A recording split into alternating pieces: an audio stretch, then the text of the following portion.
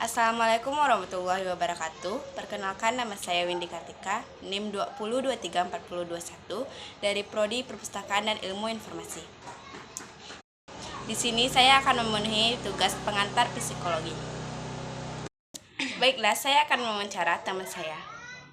Saya Neta Febriani dari Fakultas Ilmu Pendidikan Universitas Negeri Padang, jurusan Teknologi Pendidikan. Bagaimana perasaan kamu sebagai maba mahasiswa baru Universitas Negeri Padang dan langsung disambut dengan perkuliahan daring atau dalam jaringan? Perasaan saya yaitu saya merasa tidak sanggup awalnya karena notabene kan kita belum tahu bagaimana sistem perkuliahan itu. Kita dihadapkan dengan daring dan hanya diajarkan melalui layar HP atau laptop. Tapi tidak mau saya harus mengikuti perkuliahan daring ini karena ada satu kondisi yang menuntut kita untuk melaksanakan pekerjaan melalui handphone atau di rumah saja karena pandemi saat ini sedang menyebar luas. Kemudian kalau kuliah daring ini membosankan terkadang karena kita hanya bertemu dengan teman melalui layar handphone dan kita berbicara dengan dosen melalui via Zoom. Terkadang itu akan mengganggu kesehatan mata atau kesehatan mental anak-anak. Kemudian dengan jarangnya berinteraksi sama atau sekedar untuk bertemu dengan teman-teman itu akan membuat kelelahan. Tetapi bagi teman-teman dan kita semua yang kuliah daring tetap semangat karena walaupun hanya dengan melalui handphone kita akan mengambil hikmahnya dan mendapatkan ilmu yang telah disampaikan oleh para dosen dan pelajaran-pelajaran harus dipahami agar kita dapat menyelesaikan perkuliahan ini dengan nilai yang keduanya yaitu apakah ada kendala tersendiri kamu ketika kuliah daring? Tentu ada kendala. Setiap apapun yang kita lakukan itu ada kendala. Yang pertama yaitu jaringan. Kalau tidak ada jaringan, kuliah online tidak berjalan.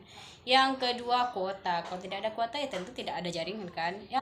Kendala berikutnya yaitu pekerjaan rumah. Mungkin ada banyaknya pekerjaan rumah, perkuliahan Zoom agak sulit dilakukan.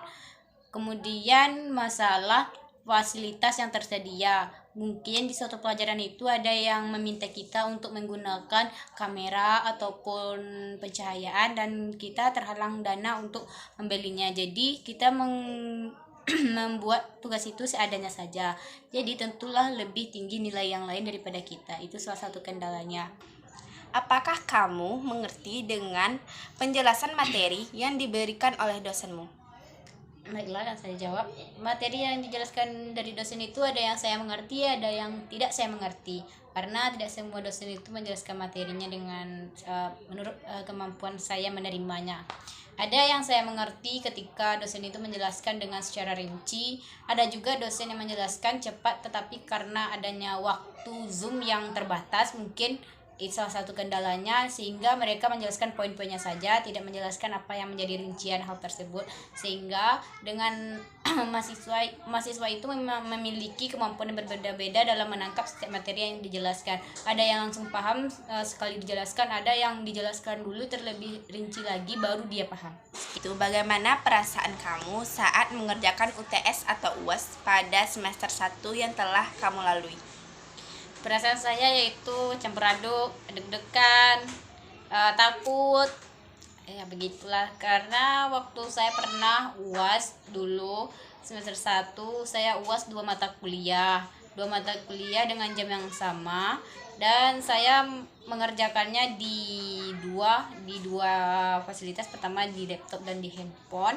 Lampu kebetulan mati, laptop saya baterainya habis, baterai HP saya pun habis. Jadi saya merasa takut dan tergesa-gesa mengerjakannya. Saya kirim ke e-learning, alhamdulillah 1 detik lagi, kalau nggak saya kirim 1 detik lagi saya telat dan saya mengerjakan lanjut ke mata kuliah yang berikutnya yaitu UAS juga, dan saya menjawab asal-asalan saja, jadinya tidak membaca soal karena dikejar waktu dan alhasil nilai saya kurang dari apa yang saya harapkan. Sekian. Bagaimana dengan materi yang telah dijelaskan dosen? Apakah masuk ke dalam soal UAS atau UTS-nya? Sebagian ada yang masuk, sebagian juga tidak ada. Karena kalau saya menjalankan UAS itu ada beberapa materi yang diberikan juga, tetapi ada juga yang tidak diberikan dan dipertanyakan juga. Mungkin itu pertanyaan-pertanyaan ketika Zoom. Mungkin saya kurang teliti atau bagaimana? Menurut kamu, apakah pendidikan online ini efektif untuk kita yang jelas-jelas mahasiswa baru langsung diterapkan kuliah online atau daring? Menurut saya kuliah online ini tidaklah efektif, lebih efektif kuliah offline karena masa-masa dan rasa perkuliahan akan dirasakan ketika kuliah offline, dapat datang ke kampus dan bertemu dengan dosen serta teman-teman. Dan kuliah online ini tidak efektif karena materi yang disampaikan tidak begitu masuk ke dalam otak atau dapat diserap dengan baik karena prakteknya terkadang dilakukan melalui video saja, sehingga mahasiswa banyak yang tidak paham atau banyak yang tidak mengerti.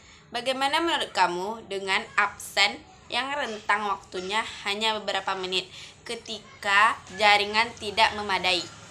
Itu adalah salah satu kendala yang sangat banyak dirasakan oleh mahasiswa. Mahasiswa banyak merasakan ketidaknyamanan dengan hal tersebut. Terkadang di saat kita mengisi absen di e-learning pun error, dan batas waktu yang diberikan dosen untuk mengisi absen terkadang hanya 15 menit. Dan 15 menit itu tidak bisa untuk mengakses e-learning. Akibatnya fatal, yaitu mahasiswa tersebut alpha walaupun sudah mengikuti kuliah sampai akhir.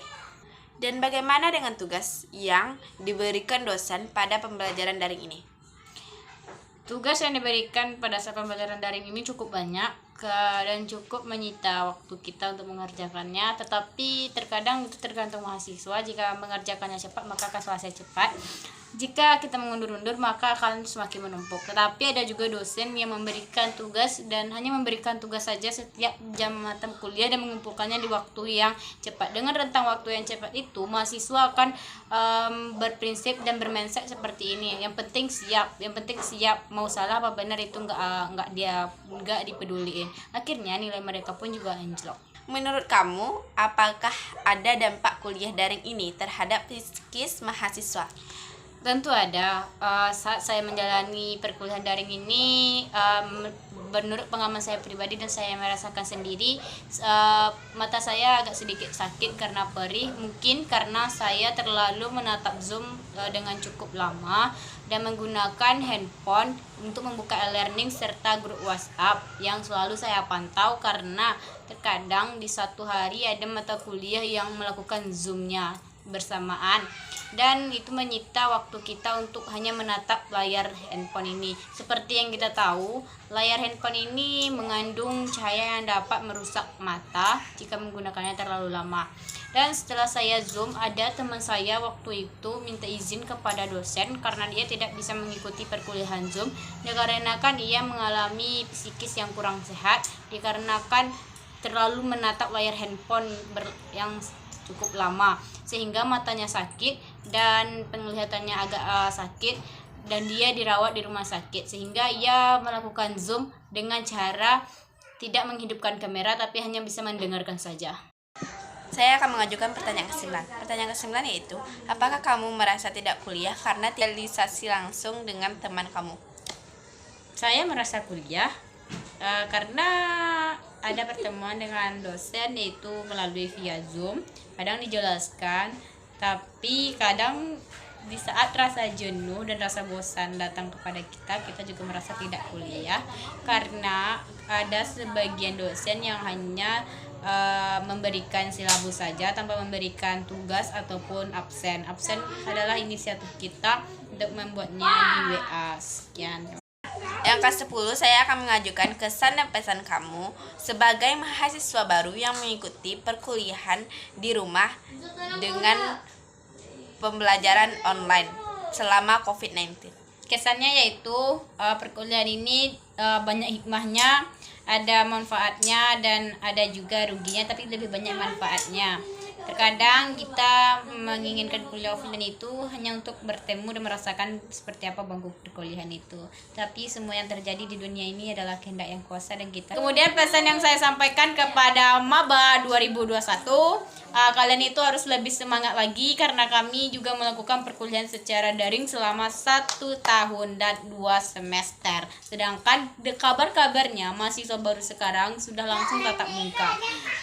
Pelajaran itu wajib, pendidikan itu nomor 1, dan semangat juang itu adalah jurunya. Semangat!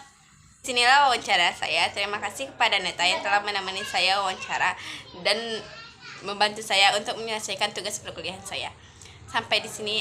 Wassalamualaikum warahmatullahi wabarakatuh.